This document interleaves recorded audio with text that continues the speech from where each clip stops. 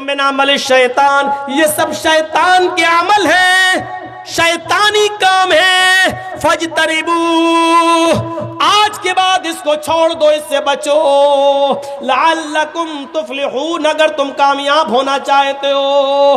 آج بالکل شراب کی حرمت کا اعلان کر دیا، اتنے دور سے گزرنے کے بعد شراب کی حرمت کا اعلان کر دیا گیا۔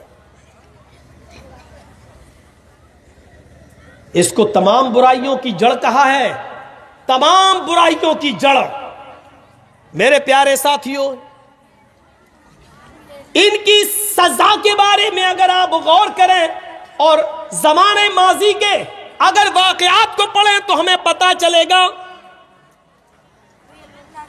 حضرت قدامہ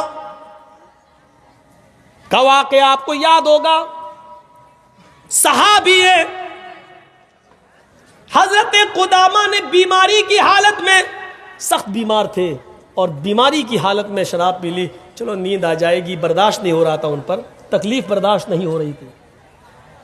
اور سنیے، یہ واقعہ جھنجھوڑ دے گا شراب پینے والوں کو اگر ان کے اندر کچھ غیرت ہوگی تو۔ حضرت قدامہ نے، قدامہ ابن مظعون تکلیف سے کرا رہے ہیں، شدت، طبیعت خراب ہے کچھ زیادہ، کبھی کبھی ہوتا نا بہت زیادہ طبیعت خراب ہے تو لوگ نیند کی گولی دے دو بھائی، سو رہے ہو رہے، بہت درد برداشت نہیں کر رہے تو نیند کی گولی کھا لی، ہوتا ہے، ڈاکٹر بھی لکھ دیتا ہے۔ یہی کیا حضرت قدامہ نے، سخت طبیعت خراب، اور انہوں نے طبیعت خراب ہونے کی وجہ سے انہوں نے تھوڑی سی شراب پی لی کہ نیند آ جائے گی، تھوڑا سکون مل جائے گا۔ جیسے ہی انہوں نے شراب پی اور سو گئے،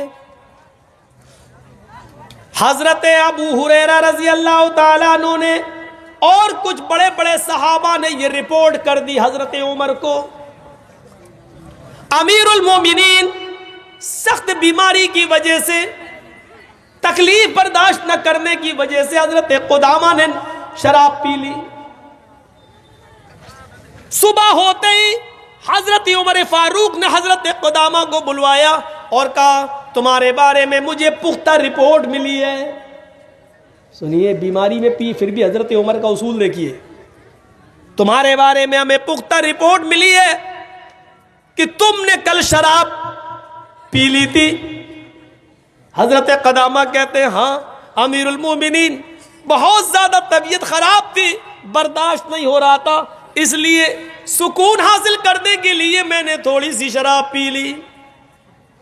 حضرت عمر کہتے ہیں شراب پینے والے کی سزا یہ ہے کہ اس کو 40 کوڑے مارے جائیں گے، 40 کوڑے کھانے کے لیے تیار رہو۔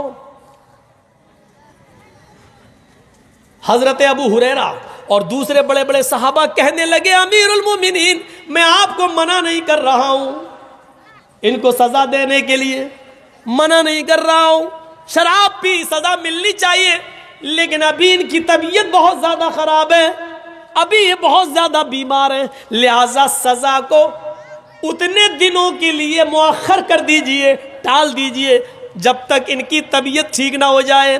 جب یہ صحت مند ہو جائیں، طبیعت ان کی ٹھیک ہو جائے، تب ان کے جسم پر کوڑے لگا دینا، لیکن ابھی یہ برداشت نہیں کر پائیں گے۔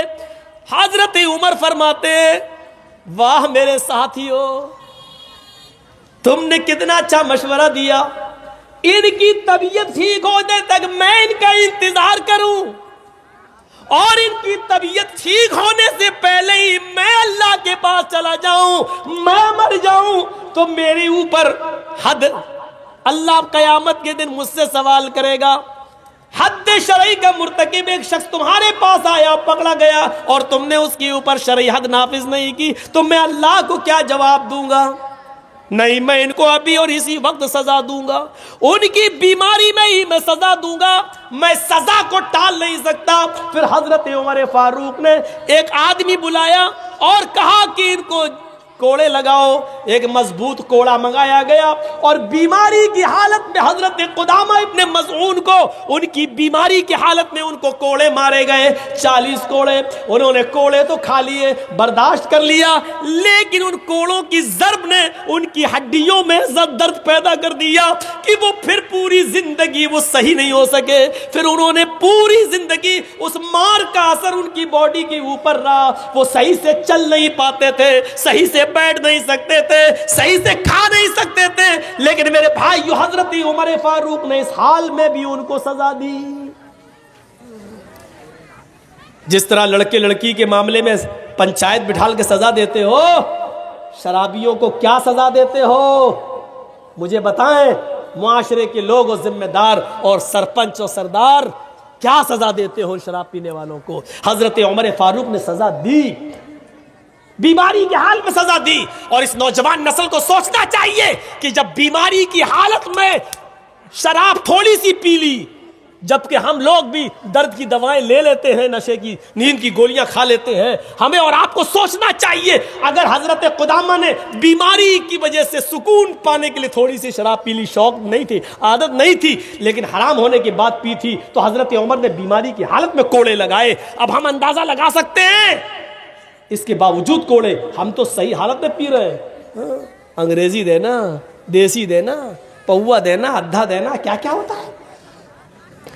یہ نوجوان جیسے پی رہی ہے. ڈرو اللہ کے عذاب سے, ڈرو. حضرت عمر فاروق رات کی تاریکی میں گشت کر رہے ہیں. حضرت عمر فاروق رات کی تاریکی میں گشت کر رہے ہیں. گشت کرتے کرتے وہ ایک ایسے مکان کے پاس سے گزرے جس مکان کے اندر ایک عورت ایک شعر پڑھ رہی تھی. جس مکان کے اندر ایک عورت ایک شعر پڑھ رہی تھی, حل من سبیل الی خمر فاشربها ام حل سبیل الی نظر ابن حجاج. کیا شعر پڑھ رہی تھی؟ حضرت عمر کے کانوں میں اس گھر سے عورت کی آنے والی آواز ٹکرائی. حضرت عمر فاروق رات میں اس عورت کے گھر کے اندر اس لیے نہیں گئے, یہ اکیلی ہے, کہیں چیخ چلا کر میرے اوپر غلط الزام نہ لگا دے, اس لیے مکان کا نمبر نوٹ کر لیا. اور صبح ہوتے ہی اپنے قاصد کے ذریعے اس عورت کو بلوایا کہ ادھر آ. وہ عورت آئی. اے عورت, ہاں میری ماں بہنیں سنیں ذرا, اے عورت ادھر آ, کل تو یہ شعر پڑھ رہی تھی, حل من سبیل الی خمر فاشربها, کیا کوئی راستہ ہے شراب بیخانے تک جانے کا؟ کیا کوئی راستہ ہے شراب کا کہ میں وہاں تک پہنچ جاؤں, فاشربها, اور شراب تھوڑی سی پی لوں؟ ام حل سبیل الی نظر ابن حجاج, یا کوئی جگہ ہے یا کوئی راستہ ہے جو مجھے نظر ابن حجاج کے پاس لے جائے. اے عورت, یہ شراب کی طلب کیسی تھی رات میں؟ شراب کیوں مانگ رہی تھی تو؟ ایسے ہی. اور یہ نظر ابن حجاج کون ہے جس کے عشق میں تو پاگل ہے؟ کون ہے نظر ابن حجاج جو کل تو رات میں کہہ رہی تھی ام حل سبیل الی نظر ابن حجاج, یا ایسا کوئی راستہ ہو جو نظر ابن حجاج تک جاتا ہو اور مجھے نظر ابن حجاج سے ملوا دے. یہ نظر ابن حجاج کون ہے؟ نہیں کوئی نہیں ہے, وہ تو میں ایسے ہی ایسے.